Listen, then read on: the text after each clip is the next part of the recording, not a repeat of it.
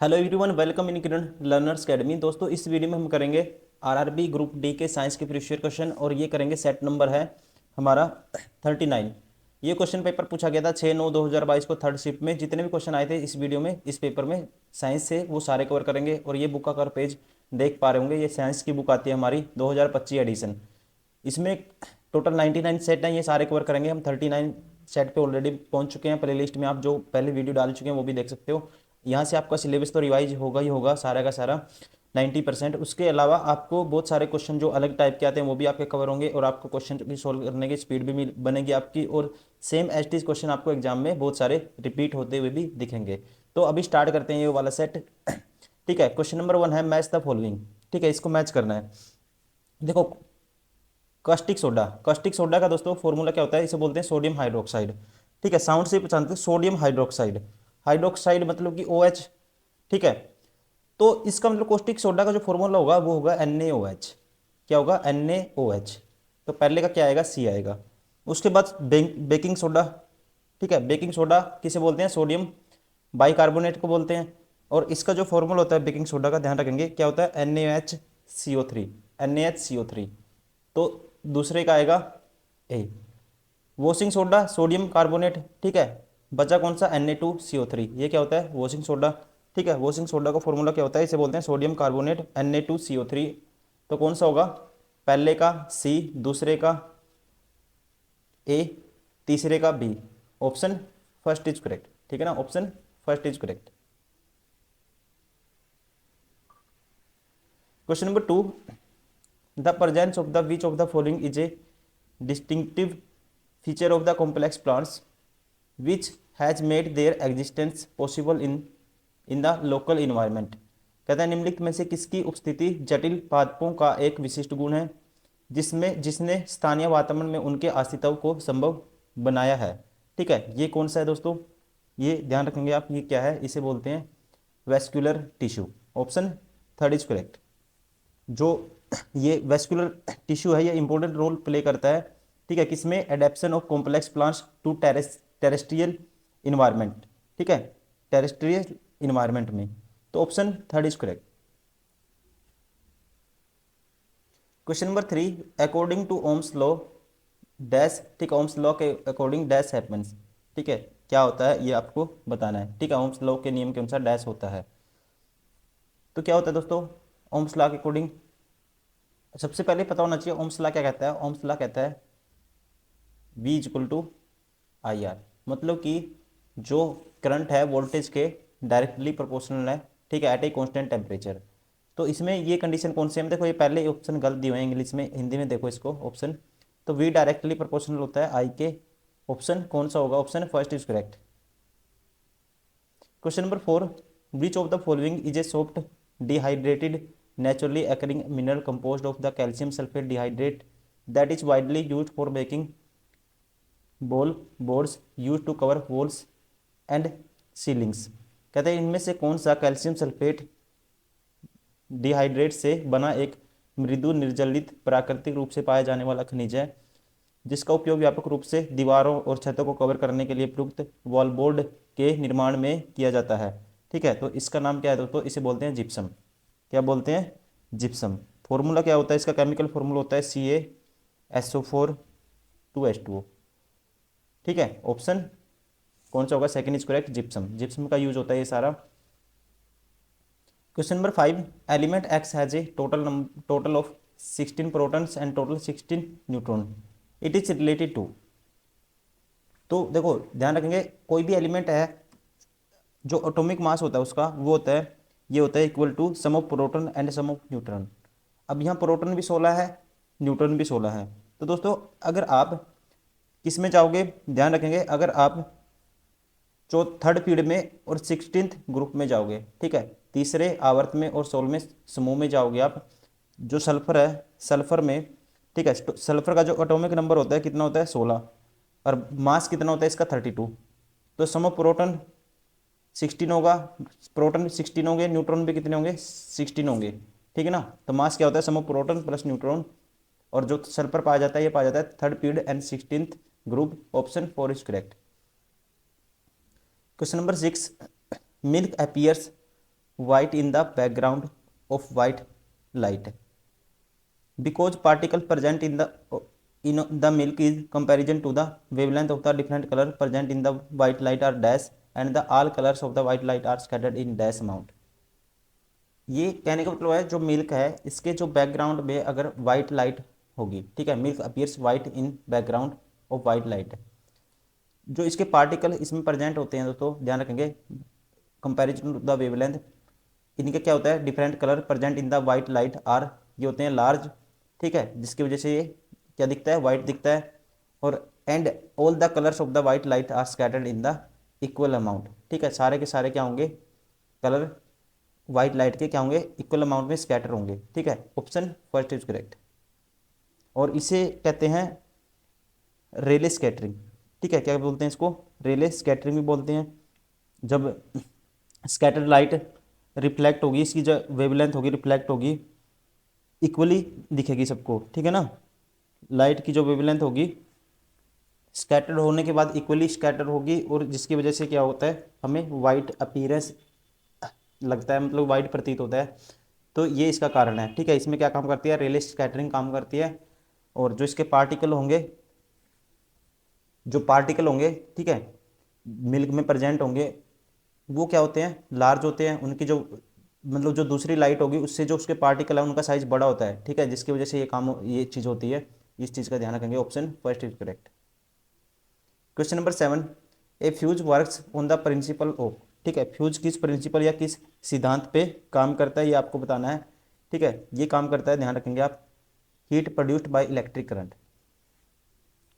ठीक है ना, इसका प्रिंसिपल का नाम क्या है heating effect of electric current, ठीक है, इस पे काम करता है heat produced by electric current, option second is correct. Question number 8, which of the enzymes break down starch into simple sugars, ठीक है, कहता है कौन से हैं जो एंजाइम्स ब्रेक डाउन हो जाते हैं टूट जाते हैं starch into a simple sugar में, तो ये है ध्यान रखेंगे आप एंजाइम का नाम है अमाइलेज, ठीक है ना, option third is correct. Question number 9, an object is placed at a distance of 40 centimetre on the principal axis of a convex lens of a focal length of 15 centimetre, the magnification produced by the lens will be dash and the image will be dash. देखो lens formula क्या होता है, lens formula convex lens की बात हुई है यहाँ पे, ये होता है 1/f बराबर है 1/v माइनस 1/u। अब डिस्टेंस ऑफ ऑब्जेक्ट क्या है 40 सेंटीमीटर है दोस्तों, ठीक है, डिस्टेंस ऑफ ऑब्जेक्ट क्या है 40 सेंटीमीटर है, तो u तो नेगेटिव लेते हैं, ठीक है, और फोकल लेंथ है 1/15, और जो फोकल लेंथ लेंगे कॉन्वेक्स लेंस के लिए पॉजिटिव लेंगे, तो ये आएगा हमारे पास 1/15 1/v, और ये माइनस माइनस हो जाएगा प्लस, ठीक है, ऑब्जेक्ट लेते हैं नेगेटिव 1/50। अब यहाँ से सॉरी ये था 1/50 1/40 है, इस साइड आके माइनस होगा 1/15 माइनस होगा 1/40 बराबर है 1/v। एलसीएम क्या आएगा दोनों का, एलसीएम आएगा हमारे पास क्या आएगा, ये आएगा 120, 15 8 120 होता है, 40 3 120 होता है 1/v, तो ये आएगा 5/20 मतलब कि 1/24 1/v, तो v की वैल्यू यहाँ से क्या आएगी 24। अब आपको बताना है, ठीक है, इमेज का बताना है एक तो, और इमेज विल बी कैसी बनेगी, मैग्निफिकेशन बताना है पहले, तो मैग्निफिकेशन होता है दोस्तों हाइट ऑफ ऑब्जेक्ट, ठीक है, हाइट ऑफ इमेज HI बटे में हाइट ऑफ ऑब्जेक्ट, और ये होता है v/u होता है, इसमें v पॉजिटिव लेके चलते हैं, ठीक है, तो यहाँ से हाइट ऑफ क्या है इमेज, अब v/u, v की वैल्यू तो 24 है, m की वैल्यू आएगी हमारे पास, v की वैल्यू 24 है और u की वैल्यू है दोस्तों u नेगेटिव लेते हैं -40 हो जाएगा, तो ये आएगा 4×6 = 24, ये 10, 0.6 आएगा माइनस के। मैग्निफिकेशन नेगेटिव का मतलब क्या है, इमेज ऑब्जेक्ट से एक तो छोटा बनेगा और इन्वर्टेड बनेगा। पॉजिटिव आ जाता तो इरेक्ट बनता सीधा, ठीक है। तो इन्वर्टेड बनेगा पहला तो हो गया, और लेस देन 1 होगा, ठीक है। मैग्निफिकेशन लेस देन 1 है, और इमेज क्या बनेगा, नेगेटिव मतलब इन्वर्टेड बनेगा। Option first is correct. कौन सा ऑप्शन ऑप्शन होगा, option first is correct. Question number 10, in A solar panels dash energy is converted into dash energy. तो क्या होता है दोस्तों, सोलर एनर्जी किस में कन्वर्ट हो जाएगी, इलेक्ट्रिकल एनर्जी में, ठीक है ना। Option second is correct. Question number 11, N object is placed at a distance of 12 centimetre in front of concave mirror, ठीक है। ऑब्जेक्ट यू की वैल्यू है कितनी है, 12 है। It image is formed at a distance of 18 centimetre on the same side. Image भी left side में बनता है, वी की वैल्यू नेगेटिव पॉजिटिव बाद में देखेंगे कितनी है, मैग्नीट्यूड क्या है, 18 है। The focal length of the mirror is, देखो दोस्तों फोकल लेंथ निकालनी है हमें। अब 1/f किसके बराबर होता है, 1/f होता है 1/v + 1/u। तो यहाँ से 1/18 1/18 + 1/12, एलसीएम आएगा 18 12 का, एलसीएम दोनों का क्या आएगा, 36। तो ये आएगा 18 दूनी 36 और 12 3 36, 5/36 1/v। तो v की वैल्यू क्या आएगी यहाँ से, आप कहेंगे 36/5, 2 से ऊपर मल्टीप्लाई 2 से नीचे 72/10 7.2 आएगा, ठीक है। अब देखो कॉनकेव मिरर के लिए ऑलवेज एफ इज नेगेटिव, ठीक है ना, तो आएगा माइनस के 7.2 सेंटीमीटर नेगेटिव। और कॉन्वेक्स के लिए क्या लेते हैं, पॉजिटिव लेते हैं। यहाँ बात हुई है कॉनकेव मिरर की, तो ऑप्शन होगा माइनस के 7.2, option 4 is correct. Question number 12, consider the following statement related to the magnetic field, ठीक है। और बताना है which of the following statement is correct about magnetic field. पहला कहता है the relative strength of the magnetic field is represented by the degree of the closeness of the lines, ठीक है। तो मैग्नेटिक फील्ड की जो स्ट्रेंथ डिपेंड करेगी दोस्तों, जितनी क्लोज होंगी मैग्नेटिक लाइन्स, ठीक है, तो मैग्नेटिक फील्ड इस पर डिपेंड करती है, इतना ही ज़्यादा होगा। पहला ठीक है, magnetic field lines consist of magnitude and have no direction, which of the statement is incorrect, ठीक है। ये कहता है magnetic field consist of magnitude and have no direction, direction होती है दोस्तों, ठीक है। क्या होती है, डायरेक्शन होती है, कहता है डायरेक्शन नहीं होती। तो क्या कहेंगे, दूसरा गलत है, ओनली 1 ठीक है, इसलिए option first is correct.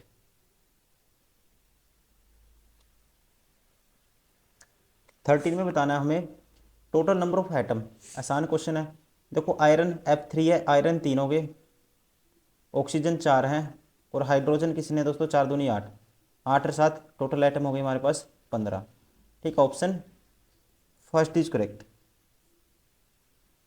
Question number 14, which gas is releasing during the burning of natural gas CH4, ठीक है। कहता है प्राकृतिक गैस मीथेन के जलने के दौरान कौन सी गैस निकलती है, तो ये कौन सी निकलती है, carbon dioxide, option second is correct. Question number 15, which of the following is not a metalloid, कहते हैं निम्नलिखित में से कौन उपधातु नहीं है, ठीक है ना। मेटलॉइड क्या होते हैं, जो ना तो मेटल में आते हैं ना ही नॉन मेटल में आते हैं, बीच के होते हैं, ठीक है, दैट इज कॉल्ड मेटलॉइड। तो यही बताना है कौन सा इसमें से मेटलॉइड नहीं है, ठीक है। दोस्तों जो सेलेनियम है ये क्या है, नॉन मेटल में आता है, ठीक है ना, किस में आता है, नॉन मेटल में आता है। और जो ये सारे के सारे मेटलॉइड में आते हैं, सिलिकॉन, एंटीमनी, आर्सेनिक, ठीक है ना, ये सारे किस में आते हैं, इसमें सिलिकॉन हो गया, बोरॉन भी हो गया, जर्मेनियम हो गया, ठीक है, टेल्यूरियम हो गया, एंटीमनी हो गया, ये सारे आते हैं मेटलॉइड में। ये क्या है, नॉन मेटल में आता है, option 4 is correct. Question number 16, which of the following is a combination reaction. Combination reaction बताना है दोस्तों आपको। देखो कॉम्बिनेशन रिएक्शन वो होता है जिसमें क्या करेंगे, दो मिलके है ना, दो कंपाउंड, इसमें चौथा मिसिंग है, ठीक है, हिंदी में पढ़ो, ये 4 इक्वेशन है, जिसमें दो मिलके एक सिंगल कंपाउंड बनाएंगे, that is called combination reaction. अब एक कंपाउंड दो में ब्रेक होगा उसे बोलेंगे डिकम्पोजिशन रिएक्शन, ठीक है। और डिस्प्लेसमेंट रिएक्शन उसे बोलते हैं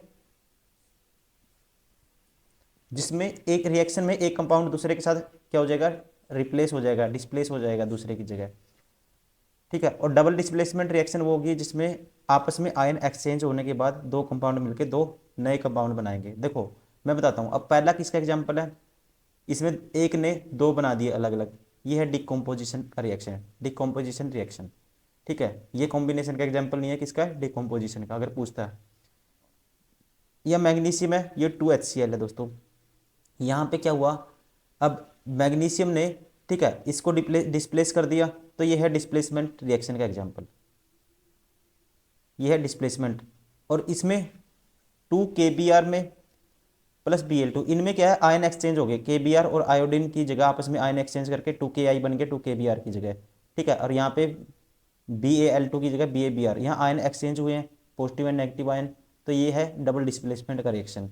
ठीक है, हमें बताना है कॉम्बिनेशन का, कॉम्बिनेशन का इसमें 4 नहीं दिया हुआ है, इसमें है, दो मिलके एक सिंगल कंपाउंड बनाते हैं, that is called combination reaction. तो कौन सा होगा, 4 है, जिसमें ऑप्शन 1 है, इसलिए ऑप्शन 1 में 4 है, ऑप्शन फर्स्ट इज करेक्ट। ठीक है, राइट आंसर कौन सा होगा, ये वाला। Question number 17, what is the total number of electron present in the valence shell of carbon atom. Carbon का जो एटॉमिक नंबर होता है 6 होता है, पहले में 2 आएंगे, दूसरे में 4 आएंगे, तो कितने हैं, valence shell of the carbon atom कितने हैं। ठीक है, वैलेंस शेल में है 4 electron, option 4 is correct. Question number 18, an object is placed on the principal axis at a distance of 30 centimetre in front of concave mirror. ठीक है, और focal length कितनी है दोस्तों, 15 centimetre, its image will be formed, image बतानी है हमें। देखो, अब ऑब्जेक्ट कॉनकेव मिरर के केस में ये जो फोकल लेंथ है ना, ऑब्जेक्ट की दूरी है, डबल है इसकी, तो इसका मतलब हम कहेंगे ये है, मान लो कॉनकेव मिरर, ये बोलते हैं प्रिंसिपल एक्सिस इसको। ठीक है, ये फोकस है 15 मीटर पे, और यहाँ से 30 मीटर पे कौन है, ऑब्जेक्ट है, तो ये तीसरा पॉइंट सेंटर ऑफ कर्वेचर। तो ऑब्जेक्ट अगर सेंटर ऑफ कर्वेचर पे है ना दोस्तों, 30 सेंटीमीटर होगी ये, तो ऑब्जेक्ट कहाँ है, सेंटर ऑफ कर्वेचर पे, तो इमेज भी ध्यान रखेंगे कहाँ पे बनेगा, 30 सेंटीमीटर पे बनेगा ऑब्जेक्ट भी, इमेज भी कहाँ बनता है, फिर सेंटर ऑफ कर्वेचर पे बनता है कॉनकेव मिरर के केस में, अगर ऑब्जेक्ट कहाँ होगा, ठीक है, सेंटर ऑफ कर्वेचर पे होगा, इमेज भी कहाँ बनेगा, सेंटर ऑफ कर्वेचर पे, ऑप्शन सेकंड इज करेक्ट। ठीक है ना, 30 सेंटीमीटर।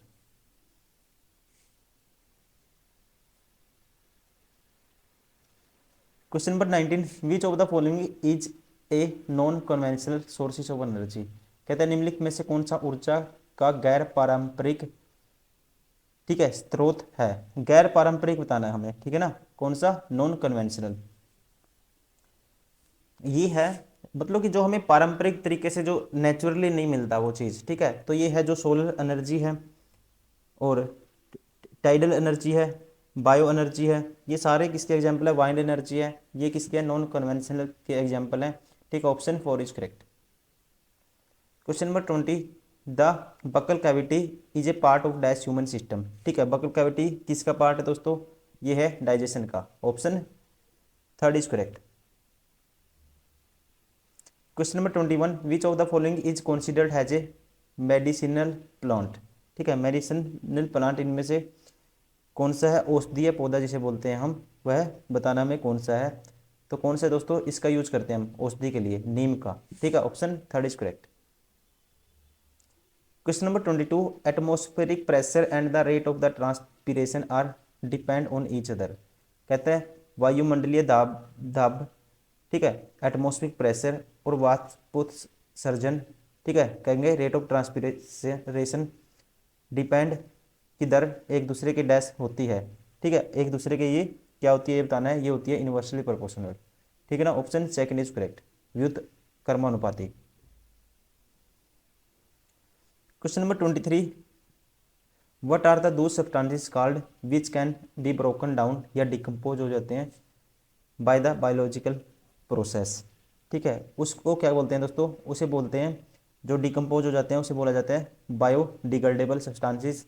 ठीक है, मतलब कि जैव निम्नीकरणीय पदार्थ। ठीक है, option 3 is correct. Question number 24, the magnetic field produced by the current carrying conductor is.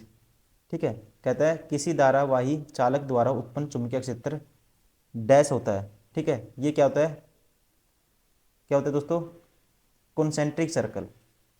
Magnetic field produced by current carrying conductor is concentric circle होता है। ठीक है, ऐसे, ठीक है ना, ऑप्शन 4 इज करेक्ट।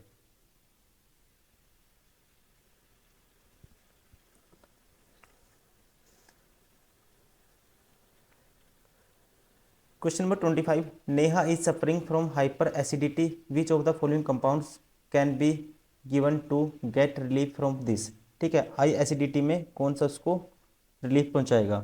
दोस्तों जो पेट पे है ना ज़्यादा, जैसे HCl हो जाता है, उसे बोलते हैं एसिडिटी ज़्यादा। ठीक है, और इसमें जो मिल्क ऑफ मैग्नीशिया है, ठीक है, जिसे बोलते हैं मैग्नीशियम हाइड्रोक्साइड MgOH2, ये क्या करता है, ये रिलीफ पहुंचाता है एसिडिटी से। ठीक है, क्योंकि बेसिक इन नेचर है, इसका यूज किया जाता है एज ए एंटासिड, मतलब एसिड के खिलाफ। ठीक है, तो कौन सा है इसका फॉर्मूला है, बता चुका हूं, MgOH2, option second is correct. Question number 26, due to which of the following HIV infection does not occur in humans. कहते हैं निम्न में से किस कारण से मनुष्य में HIV का संक्रमण नहीं होता है। ठीक है, ये कब नहीं होता दोस्तों, HIV रोगी के साथ शौचालय साझा करने से, option third is correct. Sharing A toilet with the infected patient, ध्यान रखेंगे। ठीक है, इससे क्या होगा, ये संक्रमण नहीं बढ़ेगा। ठीक है, बाकी in child born to HIV positive mother, इससे होगा थ्रू रिपीटेड ब्लड ट्रांस, इससे होगा ये, इससे पता है आपको, ब्लड से तो होगा ही होगा।